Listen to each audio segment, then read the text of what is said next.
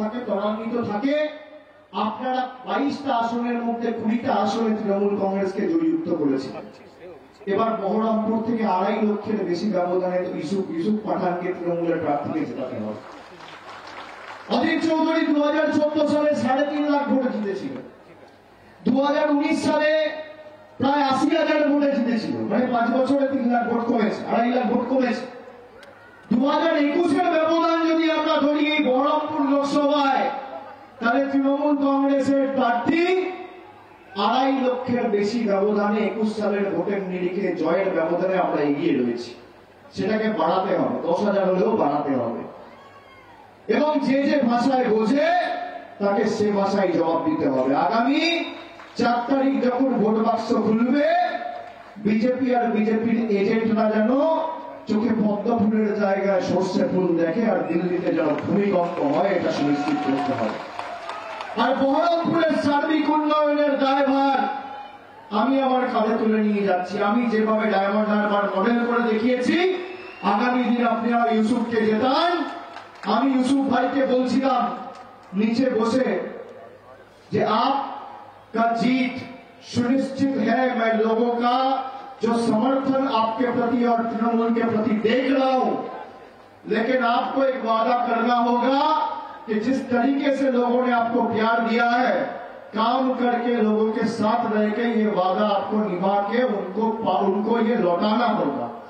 ইউসুফ ভাই আমাকে বলেছে আমি যে পরিশ্রম গত 2 মাসে করেছি তার 3 গুণ পরিশ্রম আগামী 5 বছর করে মানুষের পাশে থাকবো। যা কথা দিয়েছি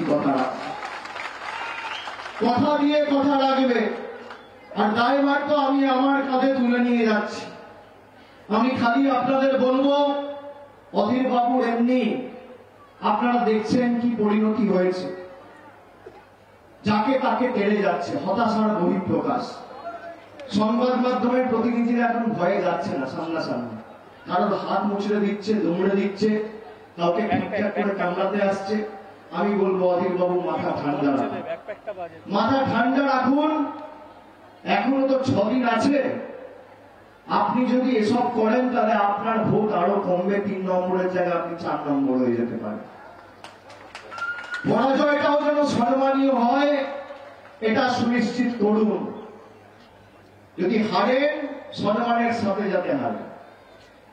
আমি খালি আপনাদের বলবো, বহরমপুরের মানুষকে মাথা নত করে, নত মস্তকে প্রণাম জানিয়ে বহরমপুরের মাটি থেকে বিজেপির এজেন্ট হাঁটান আর দিল্লিতে ইউসুফকে পাঠান। বহরমপুরের মাটি থেকে বিজেপির দালালদের হাঁটান আর ইউসুফকে দিল্লিতে পাঠান।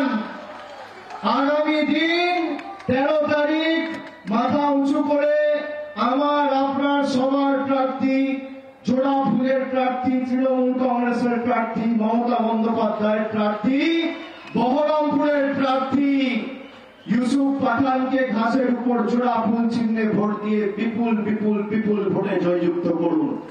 আর সব থেকে বেশি জয়ের ব্যবধানটা যেন বহরমপুর বিধানসভা থেকে হয় আর পুরসভা থেকে হয়। প্রত্যেকটা ওয়ার্ড থেকে জয় সুনিশ্চিত করতে হবে। যেভাবে আপনার সাথে প্রতারণা করেছে একই ভাষায় জবাব দিতে হবে।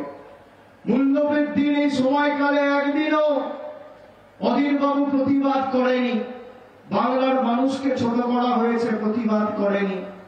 বাংলায় হিন্দু মুসলিমের বীজ বপন করে বিজেপি আমাদের সমাজে অশান্তি ছড়াতে চেয়েছে, প্রতিবাদ করেন।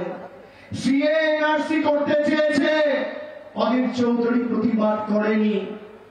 বাংলাকে ভাতে মারতে চেয়েছে, প্রতিবাদ করেনি। বাংলাকে অসম্মানিত করেছে, প্রতিবাদ করেনি। সন্দেশখালী করে মা বোনেদের সম্মান, মর্যাদা, সম্ভ্রম কলুষিত করেছে, 2000 টাকায় দিল্লির নেতাদের কাছে বিক্রি করেছে। অধীর চৌধুরী প্রতিবাদ করেনি। প্রতিবাদ নেই তো এবার ভোটও নেই, সেটা অধীর বাবুকে বোঝাতে হবে। আগামী 13 তারিখ ছাত্র যুব বালুর জোট, জোড়া ফুলের সব ভোট।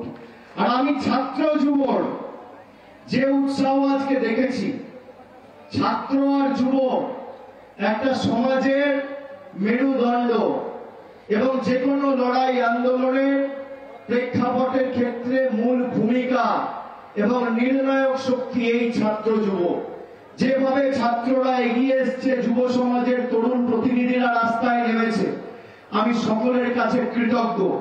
4 তারিখ ফল ঘোষণা হওয়ার পর ইউসুফ ভাইকে নিয়ে আমি আবার এখানে এসে আপনাদের সাথে বিজয় মিছিলের আনন্দ ভাগ করে নিয়ে সার্বিক 5 বছরে যেটা 25 বছরে অধীর চৌধুরী করেনি, 5 বছরে আমরা করে দেখাবো কথা দিয়ে গেলাম এবং উন্নয়নের দায়ভার আজকে কাঁধে তুলে নিয়ে গেলাম। এটুকু বলে সবাইকে ধন্যবাদ, প্রণাম, কৃতজ্ঞতা, অভিনন্দন জানিয়ে আমি আমার বক্তব্য শেষ করছি। জয় হিন্দ, বন্দে মাতরম, জয় বাংলা, জয় বাংলা।